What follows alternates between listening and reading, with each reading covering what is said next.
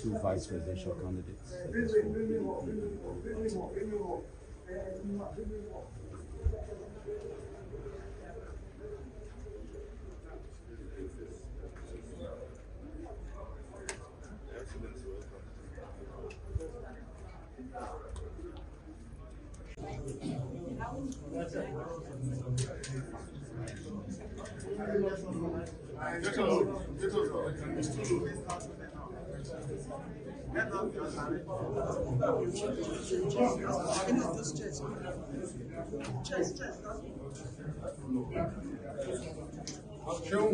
Everybody was very excited about the Electoral Act.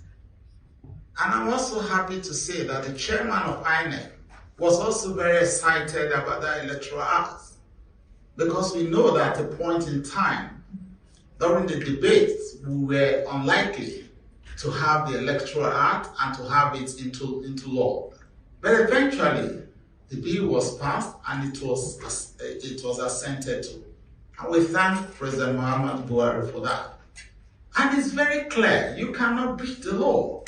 So when you're talking about how do we go, for me, a lot of calls can be made. But truly at this point in time, it's clearly stated in that Electoral Act what must be done, and shall is mandatory. All election results must be transmitted at the polling unit level. And that is the basis, is those results from the over 176,000 units that we can use through the process of collation. So if you have not transmitted those results, it means that you have actually not conducted the election under the very law that we all applauded. So the right thing to do is for the INEC chairman to truly go forth and cancel the elections. Unfortunately, he is not come out to tell the world what has happened, why the results were not uploaded. There is a question mark there. He should be truthful. As I said, Section 26, he had taken an oath to be neutral and impartial. Therefore, he must speak to Nigerians and tell Nigerians the truth. And the truth is, they could not upload the results.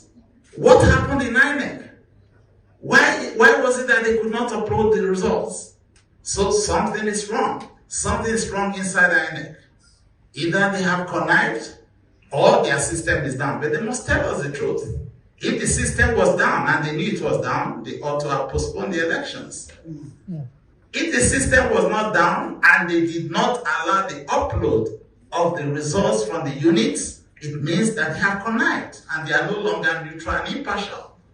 So under this condition, there is no moral justification for further collation of the results, because it is so expressly stated in that section, the section 64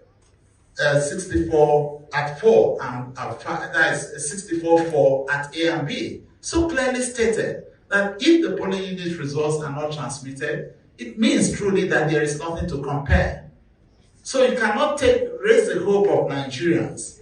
And I'm sure that we've seen that video where he spoke to Nigerians, because he was under challenge in November. And he spoke to Nigerians very clearly. And we're aware that he was under pressure at some point in time not to transmit results, and civil society and everybody gave voice to him to enable him stand firm. And now, just on election day, they could not upload results. Something is fundamentally wrong. That means from the beginning, they had already planned the process to fail. But unfortunately for them, they have gone against the very act under which we're supposed to go on with the elections. I have said earlier, if the law was forced on him, it's different. He fought for the law along with the civil society organization, for which we are truly very grateful to our civil society members across this nation. They fought for this, and he was with them all through on this. Correct. Why would you go through a fight? And we're all excited. Internationally, the global community was excited that this time we're going to have it right. He traveled overseas, even to Chatham House, to the United States, to speak about a credible election premised on the law that have been put forth. The same man who fought for the law is going against it. We are speaking out to the Nigerian people. We're speaking to all. We want to speak to the conscience of the INEC chairman. And I hope he hears us. Because dignity is important. No matter how much money you have, no matter what you think you are, until you are a man of integrity, having sworn to an oath, he's just but nothing. Thank you. So I just hope that he will save his name. He's already down, but he still has an opportunity to save that name by doing the right thing. I hereby adopt the submission of my brother, Governor Ifeanyi Okowa, Vice Presidential Candidate of the PDP.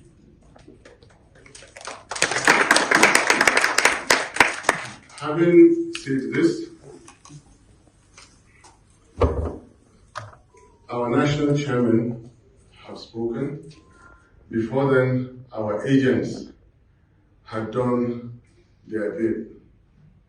They made us proud by holding INEC chairman to a promise that the results will be reviewed, but sadly, after declaration of results. And they also walked out in protest, were in order with their actions. I would like to say that after some time today or tomorrow, we should expect another more elaborate press briefing by our respective principals who are very much in touch with us and on the same page with us regarding this press briefing.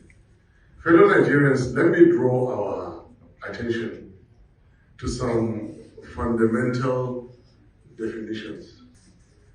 Democracy does not merely mean that you have three arms of government. That is not democracy. The executive must be truly elected.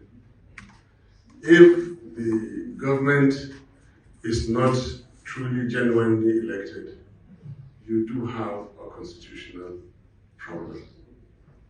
Now, we are witnessing the fact that the next government is going to be built on outright illegality. This illegality has been so eloquently presented by my brother Governor Okowa. The sections have been clearly spelled out. Attention of the whole world has been drawn to this. What INEC has accelerated itself to doing is to put itself in a trance